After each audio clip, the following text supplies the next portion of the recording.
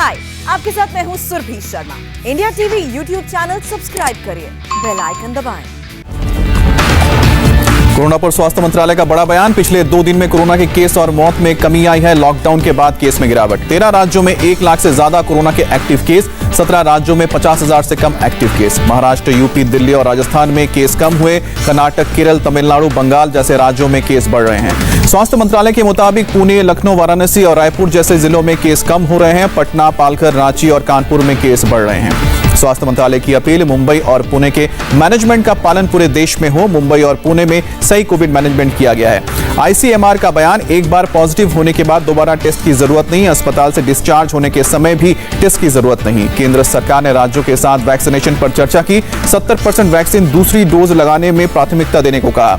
देश में 17 करोड़ 27 लाख लोगों को कोरोना के टीके लगे। 25 लाख से ज्यादा 18 से 44 साल के लोगों को दिए गए हैं। स्वास्थ्य मंत्रालय के मुताबिक हरियाणा, असम और राजस्थान में सबसे ज्यादा वैक्सीन की बर्बादी हुई है। 5 से 6% होती है बर्बादी। वैक्सीन की कमी पर सीएम केजरीवाल ने प्रधानमंत्री मोदी को चिट्ठी लिखी। कहा, दिल्ली समेत पूरे देश में वैक्सीन की कमी हो रही है। देश में वैक्सीन की कमी दूर करने के लिए केजरीवाल की सलाह, सिर्फ 2 कंपनियां ना बनाए वैक्सीन, दूसरी कंपनियों को फॉर्मूला देकर वैक्सीन ज्यादा बनाया जाए। बीजेपी सांसद मीनाक्षी लेखी का केजरीवाल पर निशाना। कहा, वैक्सीन के लिए ग्लोबल टेंडर जारी नहीं किए हैं। 1 साल में एक भी आईसीयू बेड नहीं बढ़ाए गए। डिप्टी से मनीष सिसोदिया का सवाल, अगर राज्य सरकारें विदेशों से वैक्सीन खरीदेंगी तो केंद्र सरकार क्या करने के लिए है? कांग्रेस नेता अजय माकन ने केंद्र सरकार पर आंकड़े छिपाने का आरोप लगाया। कहा, जब दुनिया खुद पर ध्यान दे रही है उस वक्त सरकार ने करोड़ों वैक्सीन विदेशों में बांट दी। दिल्ली सरकार का फैसला, सभी कोविड केयर सेंटर में काम करने वाले कर्मचारियों के खाने पीने और आने जाने का खर्च उठाएगी सरकार। महाराष्ट्र सरकार ने 18+ के वैक्सीनेशन पर रोक लगाई। का बचे हुए 2,75,000 डोज 45 साल से ऊपर के लोगों को लगेंगे। वैक्सीन का स्टॉक खत्म होने से पिछले 2 दिन से नागपुर में नहीं लगा है वैक्सीन। वैक्सीन ना मिलने पर फूटा लोगों का गुस्सा। मुंबई में पहली किसी धार्मिक स्थल पर लगाई जाएगी वैक्सीन। अंधेरी के जैन मंदिर में वैक्सीनेशन सेंटर बनाया गया है। अमेरिका में 12 से 15 साल के बच्चों को भी लगेगी कोरोना की वैक्सीन। फाइजर और बायोएनटेक की वैक्सीन को यूएस FDA ने मंजूरी दी है। देश में कुल 1680 ऑक्सीजन टैंकर हो चुके हैं। देश भर में 100 ऑक्सीजन टैंकर बनाए जा रहे हैं। गृह मंत्रालय का बयान। गोवा के डिस्ट्रिक्ट हॉस्पिटल में बड़ा हादसा टला। ऑक्सीजन टैंक में लीकेज से अफरा तफरी मची। अब तक किसी के हताहत होने की खबर नहीं। जमशेदपुर से 120 टन लिक्विड ऑक्सीजन के साथ ऑक्सीजन एक्सप्रेस बेंगलुरु पहुंची। रेलवे ने ग्रीन कॉरिडोर बनवाया था।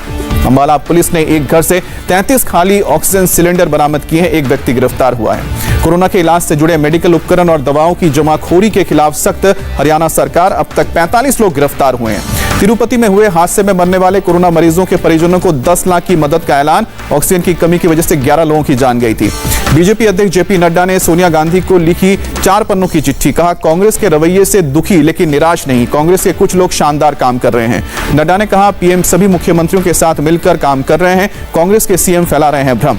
राहुल गांधी का पीएम मोदी पर हमला। ट्वीट कर कहा, नदियों में बहते अनगिनत शवों, पीएम वो गुलाबी चश्मे उतारो जिससे सेंट्रल विस्टा के सिवा कुछ नहीं दिखाई देता। केंद्र ने सेंट्रल विस्टा प्रोजेक्ट रोकने की याचिका खारिज करने की मांग की। दिल्ली हाईकोर्ट से कहा, लॉकडाउन से पहले काम चल रहा है।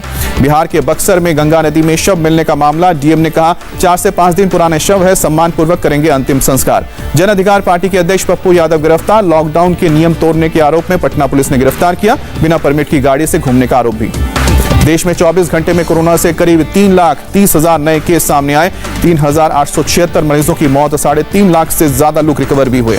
महाराष्ट्र में महात्मा फुले जन स्वास्थ्य योजना के तहत म्यूकर माइकोसिस बीमारी का मुफ्त इलाज होगा। इस बीमारी से 2000 से ज्यादा कोरोना मरीज पीड़ित हुए हैं।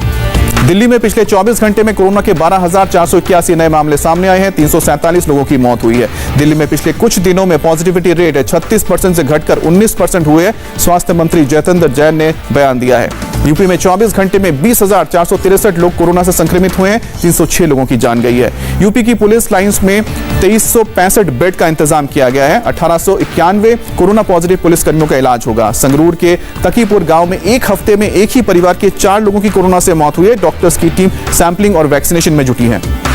राजनाथ सिंह ने लखनऊ में हज हाउस में 255 बेड के कोविड अस्पताल का उद्घाटन किया। एचएएल और यूपी सरकार की मदद से बना है अस्पताल।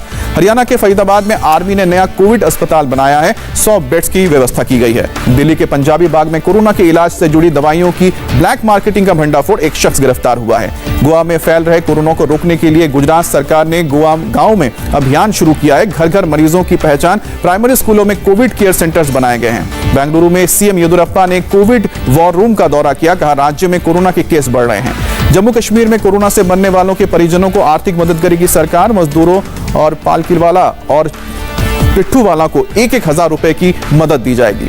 दिल्ली के फतेहपुरी मस्जिद के शाही इमाम मुफ्ती मुकर्रम की अपील, ईद की नमाज लोग घरों में ही पढ़ें। महाराष्ट्र सरकार की गठित टास्क फोर्स की सलाह, कम से कम 2 हफ्ते और बढ़ाया जाए लॉकडाउन। तेलंगाना में बुधवार को 10 दिन का लॉकडाउन, सुबह 6 बजे से सुबह 10 बजे तक की जाएगी ढील। शिमला में रेस्टोरेंट, होटल और ढाबा दोपहर 1 बजे तक भी खुले रहेंगे। डीएम ने जारी किए निर्देश। उत्तर प्रदेश में खोली गई शराब की दुकानें। गाजियाबाद में बिना सोशल डिस्टेंसिंग के ग्राहकों की लंबी कतार नजर आई।